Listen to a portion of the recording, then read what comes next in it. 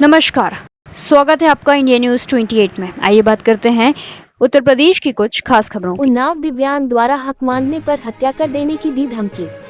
जानकारी के अनुसार शुक्लागंज पोनी रोड अवस्थित फॉर्म आलमनगर के 2 वारसी मस्जिद थाना कोतवाली गंगा घाट जनपद उन्नाव यूपी का रहने वाला दिव्यांग मोहम्मद फिरोज अंसारी पुत्र स्वर्गीय साबिर हुसैन ने आज माननीय मुख्यमंत्री, प्रमुख सचिव गृह, डीजीपी उत्तर प्रदेश लखनऊ, पुलिस अधीक्षक, जिलाधिकारी, थाना प्रभारी, थाना कोतवाली गंगा घाट जनपद प्रतापगढ़ को प्रार्थना पत्र भेजकर दिव्यांग ने अपने परिवार की हत्या की आशंका जताते हुए एफआईआर दर्ज कराकर सुरक्षा करने की गुहार लगाई है। प्रार्थना पत्र में पीड़ित दिव्यांग मोहम्मद फिरोज अंसारी ने बताया कि वह 12 साल की उम्र से अपने बहनोई शकील अहमद पुत्र स्वर्गीय अब्दुल रऊफ 29/12 अजीतगंज कॉलोनी थाना बाबूपुरवा कानपुर नगर के साथ काम करता था।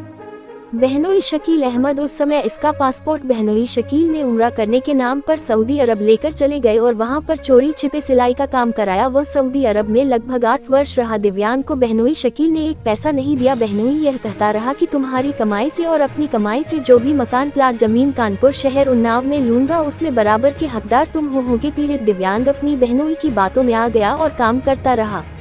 जब से दिव्यांग मोहम्मद फिरोज अंसारी के साथ मिलकर काम करता रहा, सन 2000 में मछरिया इलाके में दिव्यांग मोहम्मद फिरोज अंसारी पर जानलेवा हमला हो गया, जिससे वह कई सालों तक बेड पर पड़ा रहा। इसी बीच बहनोई शकील द्वारा कोई मदद न करने पर मोहम्मद फिरोज अंसारी दिव्यांग को अपना पेट पालने के लिए भीख मांगनी पड़ी और अपना इलाज कराया। दिव्यांग मोहम्मद फिरोज अंसारी ने बहन हुई शकील अहमद से पैसा न देने कार्रवाई की बात कही तो बैतूल शकील ने अपने प्लाट पर दिव्यांग को रहने के लिए दे दिया। इस समय वह अपनी पत्नी, बच्चों के साथ शुक्लागंज में रह रहा है। विश्वास पात्र सूत्रों ने बताया कि शकील और उसकी तीसरी बीवी दिव्यांग और उसके परिवार को रास्ते से हटाने के लिए हत्या करने व कराने की साजिश कर रहे हैं तथा इतना ही नहीं, 1800 वर्ग गज प्लाट को चोरी छुपे बहनोई शकील अपने 2 लड़कों के नाम 900 व 900 वर्ग गज करके दिव्यांग को हटाने की साजिश रच रहा है। ऐसी स्थिति में दिव्यांग मोहम्मद फिरोज अंसारी शासन प्रशासन से न्याय की गुहार लगा रहा है। कैमरामैन बबीता वर्मा के साथ UP state senior reporter Hamid Hussain की रिपोर्ट। क्या नाम है आपका? मोहम्मद फिरोज अंसारी। क्या मामला है आपका? मामला हमारा ये है कि थोड़ा से बहनों से लेन देन का। बहन तो हमारी ख़त्म हो गई। हम 1990 में गए थे इनके पास काम करने। इन्होंने हमको बुला लिया था कि आओ यहाँ काम करो। कहाँ काम करने? सऊदी अरब गए थे। वहाँ हमने काम इनके पास किया और उसके बाद ये हमसे काम करवाते थे। जब उतनी रम हमारी हल्की उम्र थी, जब थोड़ा सा अगल बगल के लोग कहने लगे कितना तुम कमाते हो, ये पैसा कहाँ भेजते हो, घर भेजते हो अपने? हमने कहा मेरा हिसाब नहीं होता है। जब हम बहन से, अपने बहन से बोलते हैं तो मेरे बहनोई बोलते हैं कि मुन्ना जो ज़मीन लेंगे तो उसमें आधी तुम्हारी होगी, आधी हमारी होगी, और उसके बाद वो मकान हम आपको बनवा के आपकी शादी करवा देंगे और उसके बाद उसी में रहना, काम हमारे ही पास करना। क्या हम तो इस टाइम पे हम उतनी अकल नहीं थी, हम अपना काम करते चले गए। फिर हमने इनसे दोबारा जब यहाँ छुट्टी पे, फिर इन्होंने हमको भेजा जेल से पकड़वा के। वहाँ से हम पकड़ के आए, 15 दिन वहाँ की जेल में रहे। जेल से पकड़ के आए यहाँ, तो यहाँ देखा पहले तो इन्होंने एक दूसरा पासपोर्ट बनवा रखा है। बस 2 महीने यहाँ रहे, फिर वहाँ से ये फ़ोन करते थे कि अरे आ जाओ, छुट्टी काट लिया, जल्दी आ जाओ, जल्दी आ जाओ।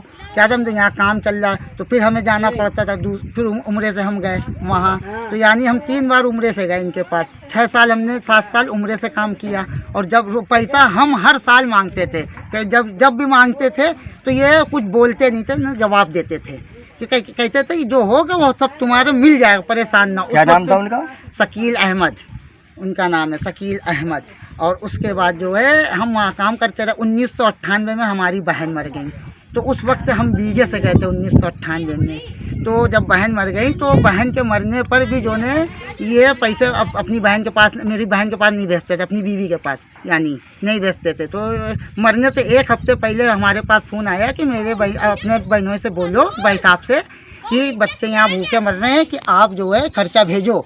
तो जब मैंने इनसे कहा तो ये कहने लगे मेरे पास पैसे नहीं हैं। तो हमने कहा जब हम पैसा मांगते हैं तो आपने इतने साल का तो हमको अभी दिया नहीं है। अभी 3 महीने का जोड़ के आपने हमारा 7,700 कुछ रियाल रखा है, उसमें से आप हमको 10,000 मेरी बहन को भेज दो। लेकिन ये पैसा उन्होंने दिया नहीं था, सिर्फ हिसाब जोड़ देते थे, ये देते नहीं थे पैसे ये हमको।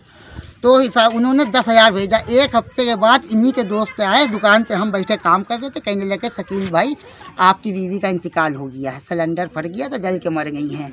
क्या समझे। तो हम लोग के पास पहले ही मालूम हो गया था कि मेरी बहन जल गई हैं, तो इलाज का पैसा हम भेजते थे। उसके बाद मेरी बहन की मिट्टी रखी रही, हमने इनसे बोला कि मिट्टी का पैसा भेजो, मिट्टी उठे, तो ये कुछ नहीं बोल रहे। तो फिर हमने इनसे बोला कि आप मिट्टी का पैसा मेरे उसमें से भेजो। इन्होंने फिर मेरे उसमें से मिट्टी का पैसा भेजा। यानी ये इतने वो थे कि इनकी बीवी की मिट्टी रखी हुई है, मिट्टी का पैसा भी नहीं भेजते थे ये, और ये सारा पैसा अपने घर पे भेजते थे। ये अपने 4 भाइयों का, 4 लोगों का घर चलाते थे, अपनी बहन का, अपने भाई का और अपने माँ बाप का और प्लस अपना। लेकिन जो है प्लस आप मंथली कितना काम कर लेते थे? मंथली हम करते थे वहाँ 3,500, और जब सीज़न चलता था तो 8,000 रियाल, 7,000 रियाल, क्यों तो फिर हम 2 घंटे सोते थे वहाँ। हाँ, और इनकी दुकान पे भी हम वहाँ दुकान ही पे काम करते थे, बाकी लोग घर पे करते थे, लेकिन हमको ये दुकान पे रखते थे। कितने वर्ष काम किया आपने उनके साथ? इनके साथ हमने पूरा 8 साल काम किया है। और हमारा इन्होंने जब हम वीज़े से गए थे तो मेरी बहन जब ख़त्म हुई है तो इन्होंने हमसे बोला कि ऐसा है, जब ये यहाँ से छुट्टी काट के गए तो हमसे कहने लगे आप जद्दे चले जाओ।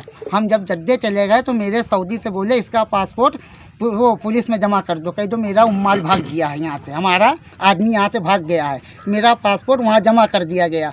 तो मजबूरन हम फिर पकड़वा के यहाँ आए।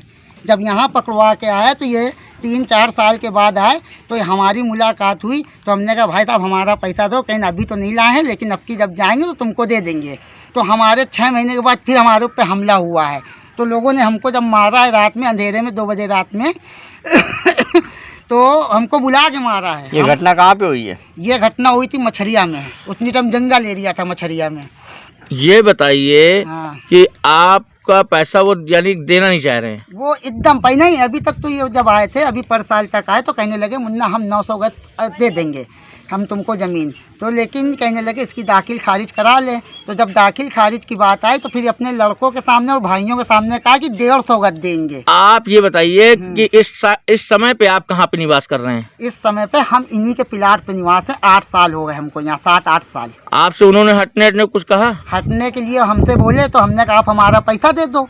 इनका वकील भी है, इनका वकील भी हमारे पास आया, तो हमने उसको पूरी बात बताई, सच्चाई। तो कहने लगे आपकी बात तो एकदम सही है।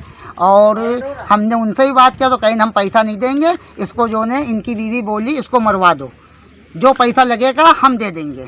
आप माननीय मुख्यमंत्री श्री योगी आदित्यनाथ जी से क्या मांग करना चाहते हो? अरे योगी जी से तो हमें बहुत उम्मीद है। हम हाथ जोड़ कर उनसे कह रहे कि हमारे 3 पासपोर्ट सबूत के तौर पे, क्या समझे, और 4था पासपोर्ट हमारा वहाँ जमा हुआ है। और योगी जी से तो हमें इतनी उम्मीद, अगर उनके तक ये खबर पहुँच गई तो वो CBI जान से बैठा के वो खुद ही पता कर लेंगे, हमको बताने की जरूरत नहीं। लगभग जो आपके बहनोई हैं इनके पास कितनी संपत्ति होगी? 1-1.5 करोड़ की संपत्ति तो यही है, और 1 करोड़ रुपया और 1 किलो 1.25 किलो सोना ये इलाहाबाद में रखे हुए हैं। यहाँ कुछ नहीं रखे, यहाँ सबसे बताते खाने को नहीं है। जिसके पास 1.5 करोड़ की संपत्ति पड़ी हो उसके पास खाने का पैसा नहीं होगा। इनके घर में अभी राशन देखा जाए जहाँ तो पे आप रह रहे हो कितने गज का जमीन है? 1800 गज का ये है, 900 गज अलग पड़ी है और 300 गज अलग पड़ी है। एक इन्होंने कॉलोनी ली है हमारे बाद, और उसके बाद एक प्लाट किदवाई नगर में लिया है इन्होंने, वही 60 गज का। तो आप क्या चाहते हो? जो हम ये कहते हैं कि इन्होंने जो आधा बोला था कि आप हमको आधा दो, 900 गज ये इन्होंने एक अपने लड़के के नाम कर दी और 900 गज एक लड़के के नाम कर दी। इनका लड़का भी गया था, ज़मीन पहले नाम कर दी, बाद में इनका लड़का सऊदी गया तो उसको भी इन्होंने 5 साल पैसा नहीं दिया। और इनका जो इन्होंने जो तीसरी शादी करी उसको भी अपने साले को ये पैसा नहीं दे रहे थे, लेकिन वहाँ इनसे लड़ाई हुई थी इनके साले से, तो उसको ये पैसा देने लगे थे कमाई, लेकिन इन्होंने अपने लड़के को भी दिया। आप चाहते क्या हो? हम योगी जी से